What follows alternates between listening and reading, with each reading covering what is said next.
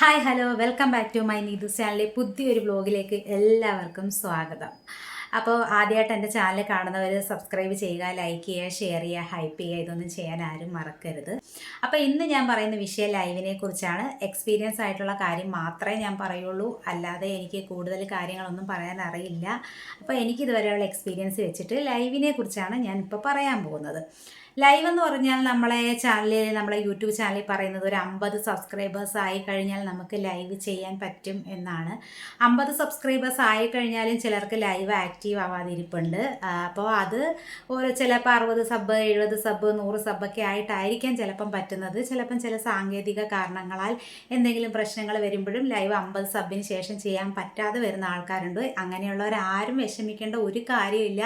എന്തായാലും നിങ്ങൾക്ക് ലൈവ് ചെയ്യാൻ പറ്റും. നമ്മളെ ഫോണിനകത്ത് എങ്ങനെയാണ് ലൈവ് ചെയ്യുന്നത് എന്നാണ് ഞാൻ പറയുന്നത്. അപ്പോൾ കാരണം എൻ്റെ എക്സ്പീരിയൻസ് ഞാൻ ഫോണിൽ കൂടി ലൈവ് ചെയ്തിട്ടാണ്. അപ്പോൾ അതുകൊണ്ട് ഞാൻ എൻ്റെ ലൈവ് ഞാൻ എങ്ങനെ ചെയ്തു അതനുസരിച്ച് ഞാൻ മൊബൈൽ ഫോണിൽ എങ്ങനെയാണ് ലൈവ് ചെയ്യുന്നതെന്ന് പറഞ്ഞുതരാം. നമ്മൾ ലൈവിന് വെരിഫൈ ചെയ്തതിന് ശേഷം OTP വന്നതിന് ശേഷം ചിലപ്പോൾ ചിലർക്ക് പെട്ടെന്ന് തന്നെ ലൈവ് ആക്റ്റീവ് ആക്കാൻ പറ്റും. പക്ഷേ ചിലപ്പോൾ ഒരു 24 മണിക്കൂർ കഴിയുമ്പോൾ ലൈവ് ആക്റ്റീവ് ആക്കാൻ പറ്റും. അപ്പോൾ അങ്ങനെയാണ് ലൈവിൻ്റെ സ്റ്റാർട്ടിങ് ഒരു കാര്യം എന്ന് പറയുന്നത്. പക്ഷേ അതിനിടയിൽ വേറെ വലിയ സംഭവങ്ങളൊന്നും നമ്മളവിടെ ആഡ് ചെയ്യേണ്ട ഒരു കാര്യങ്ങളും ഇല്ല. ആദ്യം നമ്മളെ പ്ലസ്സിലോട്ട് പോവുക, ലൈവ് എന്നുള്ള ഓപ്ഷനിൽ പോവുക, അവിടെ നമ്മുടെ നമ്പർ കൊടുത്ത് നമ്മൾ വെരിഫൈ ചെയ്ത്, നമ്മുടെ മൊബൈൽ നമ്പർ കൊടുത്താണ് നമ്മൾ വെരിഫൈ ചെയ്യേണ്ടത്. അവിടെ നമ്പരൊന്നും തെറ്റാൻ പാടില്ല. കറക്റ്റ് നമ്പർ കൊടുത്ത് വെരിഫൈ ചെയ്ത് കയറുക. അവിടെ നിന്ന് അപ്പോൾ നമുക്ക് OTP വരും. ആ OTP വരുന്നതനുസരിച്ച് നമ്മൾ എന്താ ചെയ്യേണ്ടതെന്ന് വെച്ചാൽ അതിൽ കാണിക്കുന്ന പോലെ കോളോ മെസ്സേജോ എന്താണെന്ന് വെച്ചാൽ അതിൽ ചെയ്തതിന് ശേഷമാണ് നമ്പർ വെരിഫിക്കേഷൻ വരുന്നത്. അതനുസരിച്ച് അത് ചെയ്ത് കൊടുക്കുക. ഇത്രയും ചെയ്യുമ്പോൾ നമ്മുടെ ലൈവിലേക്കുള്ള കാര്യങ്ങളെല്ലാം ശരിയാവും. പിന്നീട് നമ്മൾ പറയുകയാണെങ്കിൽ ലൈവ് ചെയ്യുന്നത് എങ്ങനെയാണെന്നാണ് ഇനി പറയാൻ പോകുന്നത്. അപ്പോൾ നമ്മൾ ആദ്യമായിട്ട് ലൈവ് ചെയ്യുന്ന ഒരാൾ ലൈവ് സ്ട്രീമിൽ കയറിയിട്ട് അതിന് ശേഷം നമ്മൾ ലൈവിൽ ആദ്യം നമ്മൾ ടൈറ്റിൽ കൊടുക്കണം. ടൈറ്റിൽ നിങ്ങൾക്ക് എന്ത് വേണമെങ്കിലും കൊടുക്കാം, അത് നിങ്ങളുടെ ഓപ്ഷനാണ്. നിങ്ങൾക്ക് ഇഷ്ടമുള്ള ടൈറ്റിൽ കൊടുക്കാം. ഞാൻ ടൈറ്റിലൊന്നും കൊടുക്കാതെ ലൈവ് ചെയ്ത ഒരാളാണ്, അതുകൊണ്ട് ഞാനത് പറയുന്നില്ല. അതെൻ്റെ ഒരു കാര്യമായതുകൊണ്ട് ഞാൻ പറഞ്ഞതേ ഉള്ളൂ. നിങ്ങൾക്ക് ടൈറ്റിൽ അവിടെ കൊടുക്കാം. അതിനുശേഷം നമ്മൾ ഡിസ്ക്രിപ്ഷൻ കൊടുക്കാം. ഡിസ്ക്രിപ്ഷൻ എന്ന് പറയുന്ന സംഭവം എന്താണെന്ന് വെച്ചാൽ ചിലർ നീതൂസ് ലൈവ്, ഇപ്പം ഞാൻ പറയുകയാണെങ്കിൽ നീതൂസ് ലൈവ്, യൂട്യൂബ് ലൈവ്, അങ്ങനെയൊക്കെ കുറച്ച് പേരൊക്കെ കൊടുക്കാറുണ്ട്. നിങ്ങൾക്ക് പലരുടെ ലൈവ് കണ്ടാൽ അറിയാൻ പറ്റും. അപ്പോൾ അങ്ങനെ എന്തെങ്കിലും ഓപ്ഷൻ ഉണ്ടെങ്കിൽ നിങ്ങൾക്ക് അതും കൊടുക്കാവുന്നതാണ്. പിന്നെ ഒരു പെൻസിലിൻ്റെ ഒരു ഐക്കൺ നമ്മുടെ ആ ലൈവിൻ്റെ ഓപ്ഷൻ്റെ മുകളിൽ കിടപ്പുണ്ട്. അവിടെ ടച്ച് ചെയ്യുകയാണെന്നുണ്ടെങ്കിൽ നമുക്ക് തമ്പനെയിലും ക്രിയേറ്റ് ചെയ്യാം. ഇത് ഇത്ര ഞാൻ നേരത്തെ പറഞ്ഞ കാര്യം തന്നെ റിപ്പീറ്റ് പറഞ്ഞു എന്നേ ഉള്ളൂ. ഇത് കഴിഞ്ഞിട്ട് നമുക്ക് നേരെ ലൈവിൽ പോകാം. നേരെ നമുക്ക് ലൈവിലോട്ട് ഗോ ടു ലൈവിലോട്ട് പോകാം. ഇതാണ് ഒരു സാധാരണ ലൈവ് എന്ന് പറയുന്നത്. ഇതൊരു നോർമൽ ലൈവാണ്. ഇപ്പം ഞാൻ ഈ പറഞ്ഞതൊരു നോർമൽ സാധാരണ യൂട്യൂബ് ലൈവാണ്. ഇനി നമുക്ക് നേരെ മറിച്ച് സ്ക്രീൻ കാസ്റ്റ് ഇടണം, അല്ലെങ്കിൽ ലൈവ് ടുഗദർ ഇടണം എന്നൊക്കെ വെക്കുകയാണെന്നുണ്ടെങ്കിൽ നമ്മുടെ ആ ഡിസ്ക്രിപ്ഷൻ്റെ തൊട്ട് താഴെയായിട്ട് താഴോട്ട് വരുമ്പോൾ അവിടെ സ്ക്രീൻ കാസ്റ്റ് എന്നുള്ളൊരു ഓപ്ഷനുണ്ട്. ആ സ്ക്രീൻ കാസ്റ്റ് നേരെ നമ്മൾ ഓൺ ആക്കുക. അവിടെ നമ്മൾ സ്ക്രീൻ കാസ്റ്റിന് വേണ്ടിയിട്ട് എന്തൊക്കെയാണോ ചെയ്യേണ്ടത്, നമ്മളൊരു സ്ക്രീൻ കാസ്റ്റിന് വേണ്ടിയിട്ട് നമ്മുടെ ഗ്യാലറിയിലായിട്ട് നമ്മൾ ഒരു ഫോട്ടോ എന്തെങ്കിലും നമ്മൾ ആഡ് ചെയ്തിട്ട് നമുക്കൊരു വിഷയം നമ്മൾ കണ്ടെത്തി അവിടെ സ്ക്രീൻ കാസ്റ്റിന് വേണ്ടി അവിടെ നമ്മൾ ശരിയാക്കി വെച്ചിട്ടുണ്ട്.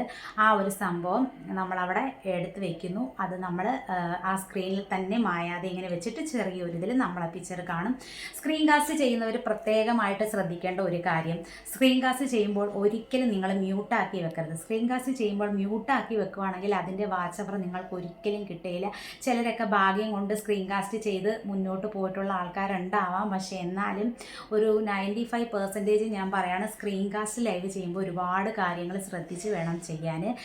മറ്റുള്ളവർ ചെയ്ത കാര്യങ്ങളൊന്നും സ്ക്രീൻ കാസ്റ്റിന് വേണ്ടിയിട്ട് എടുത്ത് വെക്കാൻ ഒരിക്കലും പാടില്ല. കാരണം നിങ്ങൾക്കത് നാളെ ഒരു ഇഷ്യൂ ഉണ്ടാകാൻ ചാൻസ് ഉണ്ട്, അല്ലെങ്കിൽ മോണിറ്റൈസേഷൻ നിങ്ങൾ അപ്ലൈ ചെയ്യുമ്പോൾ നിങ്ങൾക്കൊരു വിഷയം ഉണ്ടാകും. അതുകൊണ്ട് സ്ക്രീൻ കാസ്റ്റ് ലൈവ് നിങ്ങൾ തൽക്കാലം ചെയ്യുന്ന സമയത്ത് സ്വന്തമായിട്ട് ഏതെങ്കിലും ഒരു ആപ്പിൽ പോയി നിങ്ങൾ സ്വയം എഡിറ്റ് ചെയ്ത് ഒരെണ്ണം ഉണ്ടാക്കിയതിന് ശേഷം മാത്രം സ്ക്രീൻ കാസ്റ്റ് ലൈവ് ഉണ്ട്. സ്ക്രീൻ കാസ്റ്റ് ലൈവൊക്കെ ഇന്ന് ഒരുപാട് പേരിടുന്നതാണ്. അപ്പോൾ അത് ബെറ്ററാണ്. ഞാൻ ഇന്നുവരെ സ്ക്രീൻ കാസ്റ്റ് ലൈവ് ഇട്ടിട്ടില്ല. എനിക്ക് അതിനെക്കുറിച്ച് അറിയാമെങ്കിൽ പോലും എനിക്ക് നോർമലി ഇരുന്ന് ലൈവ് ചെയ്യാൻ ഇഷ്ടമുള്ളതുകൊണ്ട് ഞാൻ ചെയ്തിട്ടില്ല. പിന്നെ രണ്ടാമത്തേന്ന് പറയുന്നത് ടുഗദറാണ്. ടുഗദർ എന്ന് പറയുന്നത് 2 ചാനലുകാരോ അല്ലെങ്കിൽ ഒരു നമ്മളെ ചാനൽ കൂടാതെ വേറൊരാൾക്കും കൂടി നമ്മുടെ ടുഗദറിൽ കയറിയെന്ന് പലർക്ക് സംസാരിക്കാനായിട്ടൊരു അവസരം കൊടുക്കുന്നതിനെയാണ് ടുഗദർ ലൈവ് എന്ന് പറയുക. അപ്പോൾ ഇങ്ങനെയുള്ള ലൈവ് ഇടുമ്പോൾ ഒരുപാട് ശ്രദ്ധിക്കേണ്ടതുണ്ട്. നമ്മൾ ആ ലൈവ് ഇടുന്നതിന് തൊട്ട് മുമ്പേ നമ്മൾക്കൊരു ലിങ്ക് നമ്മൾ ആഡ് ചെയ്തിട്ട് ആ ലിങ്ക് നമ്മുടെ കമ്മ്യൂണിറ്റി പോസ്റ്റിലാണ് ആഡ് ചെയ്യുക. അപ്പോൾ നമ്മുടെ ടുഗദറിൽ കയറുന്നവർ നേരെ കമ്മ്യൂണിറ്റി പോസ്റ്റിൽ പോയിട്ട് അവിടെ നിന്നാണ് നമ്മുടെ ലൈവിലോട്ട് കയറി വരിക. ടുഗദർ ആകുമ്പോൾ 2 പേരുണ്ടാകും ലൈവിൽ. ഒന്ന് ടുഗദറിൽ കയറുന്ന ആളും പിന്നൊന്ന് നമ്മുടെ ടുഗദർ നമ്മൾ ചെയ്യുന്ന ആൾ. അപ്പോൾ അതാണ് ടുഗദർ എന്ന് പറയുന്നത്. പക്ഷേ എൻ്റെ അഭിപ്രായത്തിൽ ഞാൻ ഏറ്റവും കൂടുതൽ ഇഷ്ടപ്പെട്ടത് നോർമൽ ലൈവ് തന്നെയാണ് കേട്ടോ. പ്രത്യേകിച്ച് കണ്ടൻറ്റൊന്നും ഇല്ലാത്ത ഒരു ലൈവാണ് ഞാൻ ചെയ്തിരുന്നത്. അപ്പോൾ ഞാൻ ഇങ്ങനത്തെ ടുഗദർ സ്ക്രീൻ കാസ്റ്റ് ഒന്നും ഞാൻ ഇതുവരെ ഇട്ടിട്ടില്ല.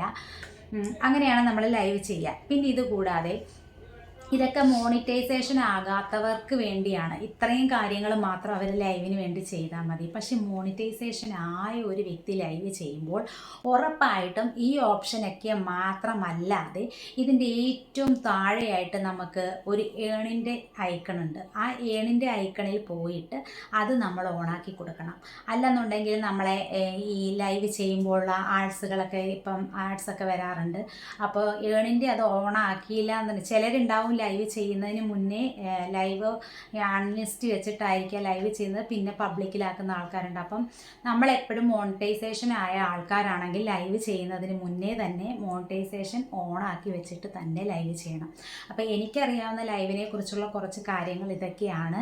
അപ്പം ഇതൊക്കെ നിങ്ങളുമൊക്കെ ചിലപ്പോൾ അറിയാവുന്നവരായിരിക്കാം, അറിയാത്ത ഒരാളെങ്കിലും ഈ യൂട്യൂബിൽ ഉണ്ടായിരിക്കും. അപ്പോൾ അറിയാത്തവർക്ക് വേണ്ടിയിട്ടാണ് ഞാൻ ഇതൊക്കെ പറഞ്ഞത്. നമ്മൾ യൂട്യൂബിൽ ലൈവ് ചെയ്യുന്നതുകൊണ്ട് കുറേ ഗുണങ്ങളും ദോഷങ്ങളെന്ന് ഞാൻ ഇപ്പോൾ പറയുന്നില്ല, കുറേ ഗുണങ്ങളുണ്ട്. ആ ഗുണങ്ങളിൽ ഏറ്റവും പ്രധാനപ്പെട്ട ഒരു ഗുണമെന്ന് പറയുന്നത് നമുക്ക് യൂട്യൂബിൽ കൂടി കൂടുതൽ റീച്ച് കിട്ടാനുള്ള സാധ്യതയുണ്ട്. റീച്ച് കിട്ടുക എന്ന് പറയുമ്പോൾ നമ്മളൊരു ലൈവ് ഇടുന്ന സമയത്ത് നമ്മൾക്ക് അതിനകത്തൂടെ കുറേ പുതിയ വ്യൂവേഴ്സ് വരും, പുതിയ സബ്സ്ക്രൈബേഴ്സ് വരും. അങ്ങനെ നമ്മുടെ യൂട്യൂബ് നമ്മുടെ അൽഗോരിതമൊക്കെ നല്ല രീതിയിലൊക്കെ ആക്കി തരും. അപ്പോൾ അങ്ങനെയൊക്കെ നമ്മുടെ യൂട്യൂബിന് റീച്ച് കൂടാൻ ഒരുപാട് സാധ്യത കൂടുതലാണ്. പിന്നെ രണ്ടാമത്തെ എന്ന് പറയുന്നത് പ്രേക്ഷകരുമായിട്ട് നേരിട്ടുള്ള ഒരു ബന്ധമാണ്. അതായത് നമ്മുടെ ലൈവിൽ ചാറ്റ് ചെയ്യുന്ന ആൾക്കാരുമായിട്ട് നമുക്ക് നേരിട്ടൊരു കമ്മ്യൂണിക്കേഷൻ ഉണ്ടാവും. അവർ കമൻ്റ് ഇടുന്നു, നമ്മൾ സംസാരിക്കുന്നു. അപ്പോൾ അത് രണ്ടും കൂടെ നേരിട്ടുള്ളൊരു കമ്മ്യൂണിക്കേഷൻ ആകും. അപ്പോൾ അതിൻ്റോടുള്ളൊരു താല്പര്യം കൊണ്ടും അവർക്ക് ചിലപ്പോൾ നമ്മുടെ ലൈവ് ഇഷ്ടപ്പെട്ട് കഴിഞ്ഞാൽ അവർ നമ്മുടെ ചാനലിനെ സപ്പോർട്ട് ചെയ്യും, നമ്മുടെ വീഡിയോസിനെ സപ്പോർട്ട് ചെയ്യും, നമ്മുടെ ലൈവിനെ സപ്പോർട്ട് ചെയ്യും. അങ്ങനെ ഒരുപാട് ഗുണങ്ങൾ നമുക്ക് ആ ഒരു കാര്യത്തിൽ നിന്ന് കിട്ടുന്നുണ്ട്. ഇതൊക്കെ ലൈവ് ചെയ്യുന്നതിൻ്റെ ഒരു ഗുണമാണ് കേട്ടോ. പിന്നെ ലൈവിൻ്റെ ഏറ്റവും ഉള്ളൊരു ഗുണമെന്ന് പറയുന്നത് പ്രധാനപ്പെട്ട ഗുണമെന്ന് പറയുന്നത് നമുക്ക് ലൈവ് ചെയ്യുമ്പോൾ കിട്ടുന്ന മോണിറ്റൈസേഷൻ ആയി കഴിയുമ്പോൾ നമുക്ക് കിട്ടുന്ന ലൈവിൽ നിന്നുള്ള വരുമാനമാണ്. വരുമാനം എന്ന് പറയുമ്പോൾ സൂപ്പർ ചാറ്റ്, സൂപ്പർ സ്റ്റിക്കർ, അതുപോലെ മെമ്പർഷിപ്പ്, ഇങ്ങനത്തെ ഉള്ള കാര്യങ്ങളൊക്കെ നമുക്ക് യൂട്യൂബ് ലൈവിൽ നിന്നാണ് കിട്ടുക. അപ്പോൾ അങ്ങനെ ഒരു ഗുണവും കൂടി നമുക്ക് യൂട്യൂബ് ലൈവിൽ നിന്നുണ്ട്. പിന്നെ നമുക്ക് സമയലാഭം എന്ന് പറയുന്ന ഒരു സംഭവമുണ്ട്. നമ്മളൊരു വീഡിയോസൊക്കെ ആഴ്ചകളോളം ഇട്ടാലും ചിലപ്പോൾ ഓടാതെ ഇരിക്കും.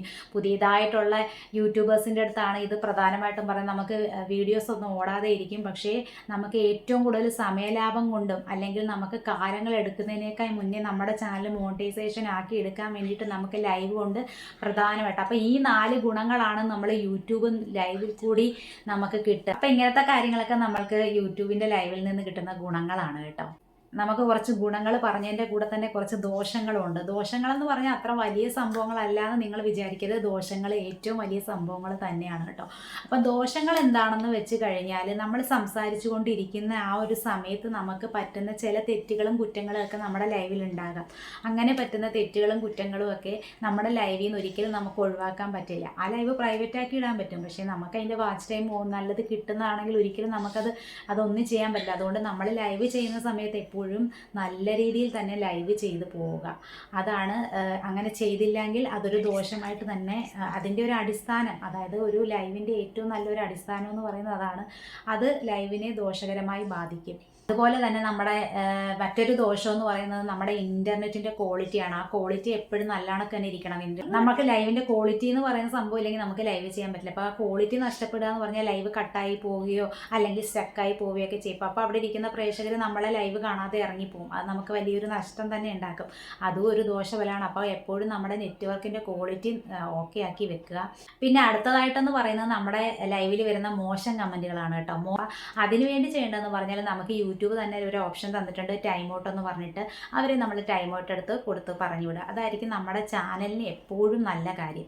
അപ്പോൾ ഇങ്ങനെയുള്ള കുറച്ച് ദോഷവശങ്ങളും കൂടെ യൂട്യൂബ് ലൈവിലുണ്ട്. അപ്പോൾ അത് എല്ലാവരും ഒന്ന് ശ്രദ്ധിച്ച് മനസ്സിലാക്കുക. പിന്നെ അടുത്തതായിട്ട് ശ്രദ്ധിക്കേണ്ടതെന്ന് പറഞ്ഞാൽ നമ്മൾ ലൈവ് ചെയ്യുന്ന സമയത്ത് ഈ പറഞ്ഞതുപോലെ തന്നെ നല്ല സൂപ്പർ ക്വാളിറ്റിയിൽ ലൈവ് ചെയ്യാൻ ശ്രദ്ധിക്കുക. നമ്മളെ ഫോണിലായാലും എങ്ങനെയായാലും നമ്മൾ ലൈവ് ചെയ്യുന്ന സമയത്ത് നല്ല ആക്റ്റീവായിട്ടിരുന്ന് നല്ല രീതിക്ക് നമ്മൾ നല്ല ലൈറ്റും നല്ല ഒരു ഒരു ഹാപ്പി ആയിട്ടൊക്കെ ഇരുന്ന് നമ്മളൊരു ലൈവ് ചെയ്യാൻ നോക്കുക. അങ്ങനെയൊക്കെ ചെയ്യുമ്പോൾ നമ്മുടെ ലൈവ് എന്തായാലും നല്ല രീതിയിൽ തന്നെ മുന്നോട്ട് പോകും. അപ്പോൾ ഇങ്ങനെയുള്ള കുറച്ച് കാര്യങ്ങളൊക്കെ ശ്രദ്ധിക്കേണ്ടത് ലൈവിൽ അത്യാവശ്യമാണ്. പിന്നെ അതുപോലെ നമ്മൾ ലൈവ് ചെയ്യുന്ന സമയത്ത് ബ്ലൂ കൊടുക്കുമ്പോൾ ശ്രദ്ധിക്കേണ്ട കുറച്ച് കാര്യങ്ങളുണ്ട്.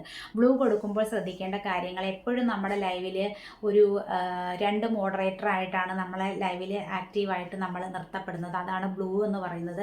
ഈ ബ്ലൂ കൊടുക്കുമ്പോൾ ഒരുപാട് കാര്യങ്ങൾ ശ്രദ്ധിക്കണം. ഒരിക്കലും നമ്മൾ ഒരാൾക്ക് മാനേജ് മോഡറേറ്റർ കൊടുക്കുമ്പോൾ അത് നമ്മൾക്ക് അത്രയ്ക്കും വിശ്വസ്തരായ ഒന്നുകിൽ നമ്മുടെ ഫാമിലിയിൽ തള്ളിയുള്ള നമ്മളെ ഹസ്ബൻഡോ വൈഫോ മക്കളോ അമ്മയോ അച്ഛനോ അങ്ങനെ ആരെങ്കിലും റിലേഷനിലുള്ള അത്രയ്ക്ക് വിശ്വസിക്കാൻ പറ്റുന്ന, നമ്മളെ തകർക്കില്ല എന്ന് ഉറപ്പുള്ള ഒരാൾക്ക് മാത്രമേ മാനേജിങ് മോഡറേറ്റർ കൊടുക്കാൻ പാടുള്ളൂ.